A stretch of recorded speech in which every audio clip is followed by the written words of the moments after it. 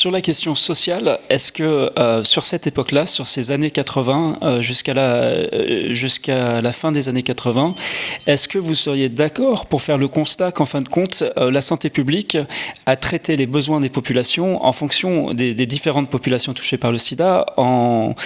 fonction de leur place dans l'ordre social? C'est-à-dire que l'enquête VESPA, réalisée des années plus tard par France Lerth, directrice de recherche à l'INSERM, a montré que parmi les séropositifs homosexuels, les 2/3 appartiennent à des professions intermédiaires ou cadres, alors que du côté des usagers de drogue, des hétérosexuels de manière générale, on parle de populations précaires, très précarisées,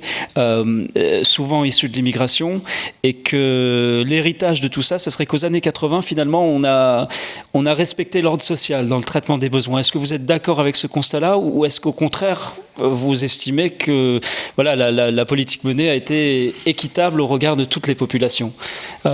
Écoutez, est-ce qu'elle a été équitable? C'est bien difficile de répondre aujourd'hui à cette question. Ce que je peux simplement rappeler quand même, c'est que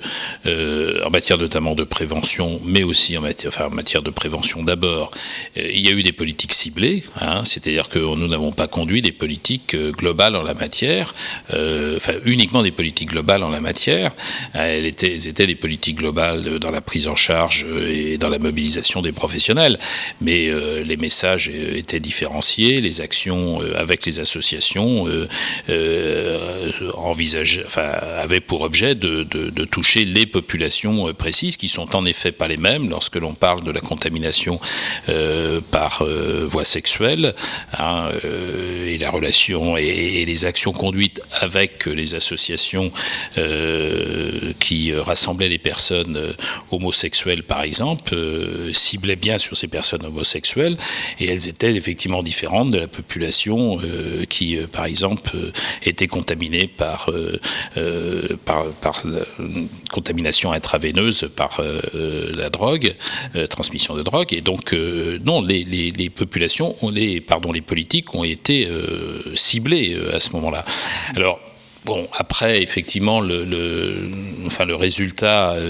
n'est pas toujours à la hauteur des espérances que l'on y met. Moi, en effet, ce qui me préoccupe le plus aujourd'hui, parce que là aussi, on parle d'une situation d'il y a 20 ans, heureusement, la situation a évolué, même si la question du VIH reste une question pour moi très très importante, et particulièrement en Île-de-France. Il est évident que la population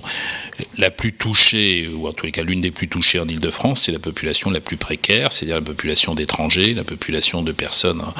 en situation de très grande précarité,